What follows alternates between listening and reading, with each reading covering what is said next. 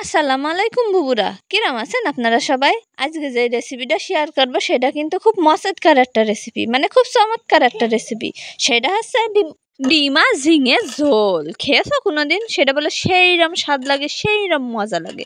প্রথমে কড়াইতে একটুখানি, মানে পুরাতন হোক নতুন কড়াই হোক যাই হোক, তার মধ্যে একটু তেল দিয়ে দিবা। দেওয়ার পরে একটা পেঁয়াজ রসুন মরিচ দিয়ে ডিম ভেজে নিবা চটম পটম করে। যাই হোক, ভাজা হয়ে গেলে পারে সেই ডিমগুলো খণ্ড খণ্ড করে নিবা, মানে যে কয়জন মানুষ ততগুলো টুকরো করবা। আমি 3টে ডিম ভেজেছি। তো তোমরা তোমাদের ইচ্ছা মতো ডিম নিয়ে নিবা, 2টা 4টে 5টা 10টা যার যতটুকু লাগবে দিবা। দিয়ে ডিমগুলো ভাজা হয়ে গেলে পারে একটা ব্লেন্ডারে ব্লেন্ড করে নিবা হচ্ছে রসুন পেঁয়াজ আর হচ্ছে কাঁচামরিচ। তো নেওয়া হয়ে গেলে তারপরে জিরে গুঁড়ো আর হলুদের গুঁড়ো দিয়ে দিলাম আমি এর মধ্যে। তোমরা গুঁড়োও দিতে পারো, মানে বেটেও দিতে পারো। তারপরে দিবা লবণের গুঁড়ো দেওয়া হয়ে গেলে পারে ওই মশলাগুলো সব ভালো করে কষিয়ে নিবা, নেড়ে চেড়ে এপাশ ওপাশ করে একদম তেল উঠা পর্যন্ত নাড়বা। নাড়া হয়ে গেলে পারে কষানোর জন্য এবারে এর মধ্যে দিয়ে দেবা সেই কেটে রাখা আলু আর ঝিঙেগুলো। আলু দিলে পারে কি হবে না, ঝোলটা খুব সুন্দর মাখো মাখো হবে না। মাখো মাখো হলে পারে তো খাতেও ভালো লাগবে, জানোই তো, এটা জানা কথা। তো তারপরে এইগুলো যখন নরম নরম হয়ে যাওয়া মতো হবে তখন একটু ঢেকে দিবা ভালো মতো করে কষানোর জন্য। একটা স্টিলের ঢাকনা হোক যাই হোক, মানে তোমরা যা দিয়ে ঢেকে দিবা। তারপরে 20 মিনিট পরে দেখবা এরকম নরম নরম হয়ে গেছে আলু রসুন পেঁয়াজ সেইগুলো। এবার দিয়ে দেবো এর মধ্যে ঝোলের পানি। তারপরে ঝোলের পানিটা যখন ফুটে উঠবে এরম, তার মধ্যে দিয়ে দেবো সেই ভেজে রাখা বিখ্যাত ডিমগুলো।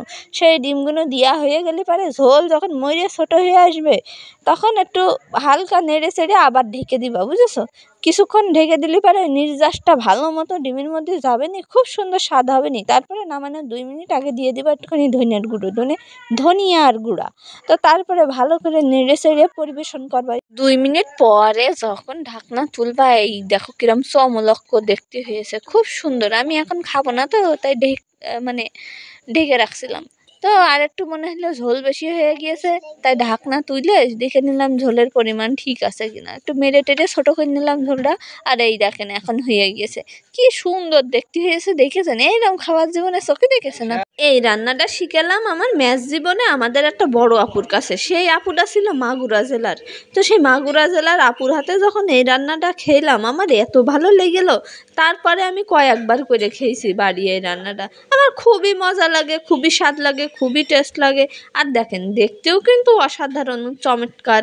আর 5টা রান্নার মতো না, তাই না বলেন? ভরপুর খেয়ে দিয়ে শান্তি করে ঘুরতে গেলাম দত্তনগর কৃষি ফার্মে। এটা যে কি সুন্দর সুন্দর মানানের একটা জায়গা, তোমরা না গেলে বুঝতেই পারবে না। একবার ঘুরে এসো, বুঝেছো? খুব সুন্দর জায়গা।